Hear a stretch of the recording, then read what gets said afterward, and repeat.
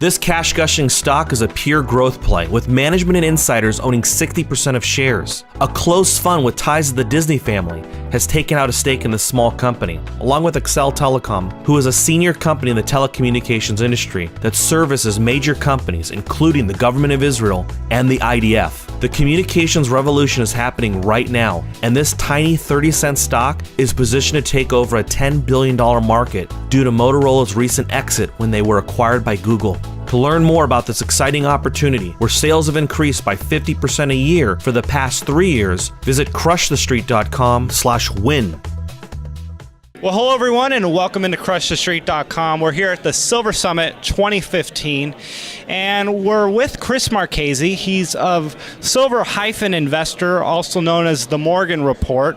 He's an economist, he's an analyst, and he's a guy that's quite frankly exposing the truth about the economy and how it relates to precious metals and mining stocks in general. So, Chris, thanks for joining me today. Great to be with you. Chris, we're dealing with crazy times. We've seen the stock market crash a couple months ago, 1,000 points down.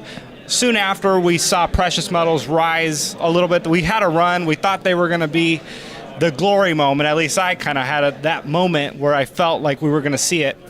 And we're back down again. Silver touched 13 yesterday. So what are we currently seeing right now in this environment? I think the Fed, people want a decision from them. I think, it's already priced in, but once they get it out of the way, I don't think prices will drop if they hike rates 25 basis points. And, they really are kind of stuck in a box. They'll probably be one and done, maybe two and done. I mean, they might be able to get the Fed funds rate up to 50 basis points. But beyond that, they would cause the economy to falter. I mean, it's already in trouble in real terms. And, it becomes more expensive to service our debt. And because the U.S. is a debt-based economy, they need to issue continuous debt. Now total debt to our GDP is, 360 something percent. And by total debt, I mean household debt, government debt, corporate debt, and that type of thing. How concerned are the big banks about the price of gold and silver? Do you feel that they're manipulating these markets? And how much? Is it a big deal to these government tied in institutions that run the Fed and that are behind the scenes? Do you feel like they actually care about the price of gold and silver? Oh yeah, they care very much because high precious metal prices, it delegitimizes the dollar. I mean, if we were at $5,000 gold, who would want to hold dollars? And we're at $100 silver. Why would you want to hold dollars? And I don't think it's individual banks that care. I think they're told to do all this manipulation by, what is essentially a cartelization device in the Federal Reserve. Yeah. So when it comes to what people can do to protect themselves, are you looking at precious metals mining companies in particular? And what's the state of the current mining stocks at the moment? Obviously, when precious metals get hit, a lot of times these mining companies get hit even more. But where's the opportunity right now with these mining companies? Well, I mean, our recommendation, or my recommendation, is you first start off with a solid physical holdings, because that's the only asset class you can hold outside the banking system. That's been considered money for 3,600 years. Then you have the mining stocks. Once you have enough physical, then you dip into the mining stocks. But a lot of people go with these penny stocks, these juniors that aren't producing. And what you really want is stocks that are cheap, but they're very high quality. They might not make a run as much as the others would in a high metal price environment, but you could sleep at night, and they'll pay dividends. Well, these companies are acquiring assets for pennies on the dollar. I mean, we're seeing unprecedented times. Wouldn't you agree?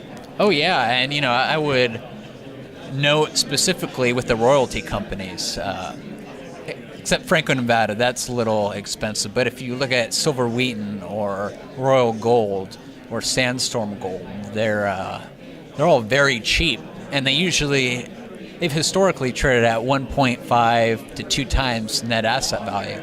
And now they're around 1 time or less. So getting back to manipulation just for a second, right now we got 300 to 1 in terms of on the COMEX, ready to be delivered. 1 ounce of gold for 300 promises that are out there. Do you see this as an opportunity with the COMEX just being taken down, busted with terms of delivery? Do you see that actually happening, or can this manipulation go on for a long time? Oh, it can go on for a long time, because if you read the contracts, you can only take delivery of a small amount of contracts, and they always have the option of making you settle in cash. So, that kind of takes away the risk. But anyway, most of the volume is not from people that want to actually take delivery of these contracts. They just trade them or use them they're used for manipulation purposes. And anyway, the bigger market is the OTC, which we can't see. In what sense of the OTC? The actual people investing in these companies and just diluting the actual price of silver? Over-the-counter market where derivatives are traded. Sure. And, it's not a visible market. They don't have to report, what's going on. We don't know what the net position is, OTC, which is much larger than the COMEX. So, we really don't. The COMEX is just kind of a smokescreen. We don't really know what's going on. When it comes to actual mining companies, do you see these companies, when someone says, hey, I'm concerned about the dollar, I'm concerned about the state of the U.S. economy, when a dollar goes in to an actual stock, do you see that as a dilution of the actual physical metal, or is it separate? Will they have their moment individually? Oh, they'll have their moment. But you see what I'm saying, like the dilution of the physical metal out there, when people are putting their money into maybe a worthless mining company instead of buying the physical metal, there's the demand is being taken away from the physical metal. If you look at it that way, yeah, a little bit, but who knows what they would have done? Who knows if they actually would have bought physical gold or silver with it? Right now, no one's buying miners, so I don't think that's a huge problem. But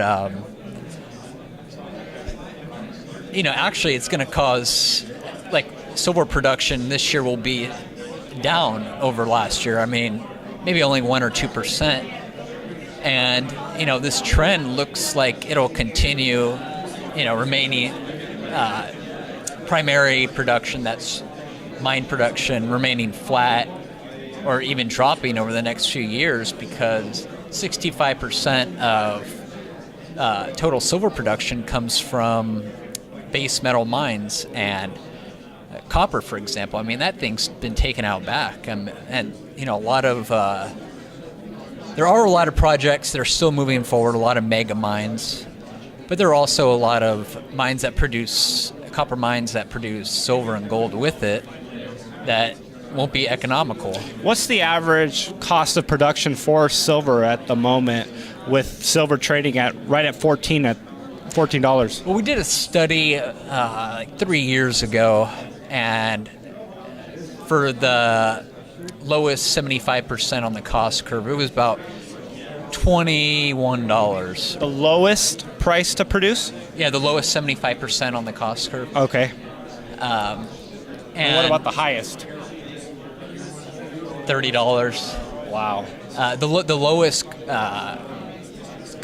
quartile, so the lowest 25%, that was around 18 or so. But you have to remember, 15% of mining company's costs are energy costs.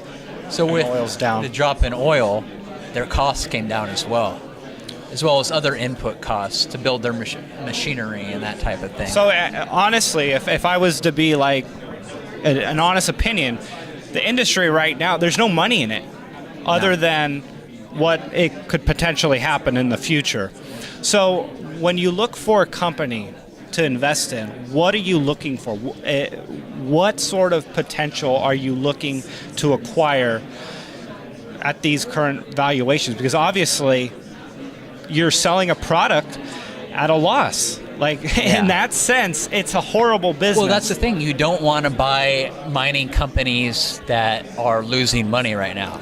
Companies you want to buy now, you want them to either be losing a very small amount of money but have a large cash position so they can continue to survive in this market if it continues another year or even more. Companies that are breaking even, or there are even some companies that are making some money.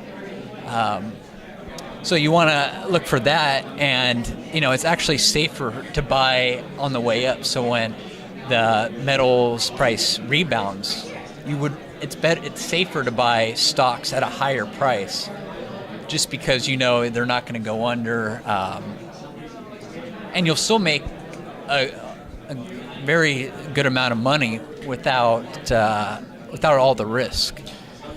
David Morgan, he said something on an interview that I was actually listening to. He said, it's better to be 6 months too early than a minute too late. Yeah. And I think that's the case with a lot of the people that are here at the moment. That's a lot of us feel like maybe we were just a little too early on some of these investments. But just with maybe your last thoughts on thriving in this current environment, and just some inspiration, because I feel like when we look back 5 years from now or 10 years from now, we're going to be like, wow, what an opportunity it is in 2015 to be able to why didn't I buy more? Right, because on the way down, it's like, I don't want to lose any more money, right? I don't want to get beat up anymore. That's the feeling looking forward. But when we look back, that'll be the regret, right? Just any last words? Yeah, so it's, everyone says, I'm a contrarian investor, that type of thing. But this is actually being a contrarian. It's not easy. It's very difficult. It goes against all the humanness in us. We prefer everything now instead of in the future. I mean, that's just a natural, that's human nature. But, see, if you have the will and you know why you're buying gold and silver, and you believe in why you're buying it, then, it's easy to buy and accumulate down at these levels. So you just have to have that mindset. It's the people that don't really believe, the people that have, bought at $30 silver and sold at $15 or $16 silver, instead of adding more, which would have been the smart thing to do, and then adding even more, down at these levels. So, it's just believing in, believing in the inevitable. Yeah, exactly. Chris Marchese with the Morgan Report. Check him out at silver-investor.com. Chris, thanks so much for taking the time with me today. That was my pleasure.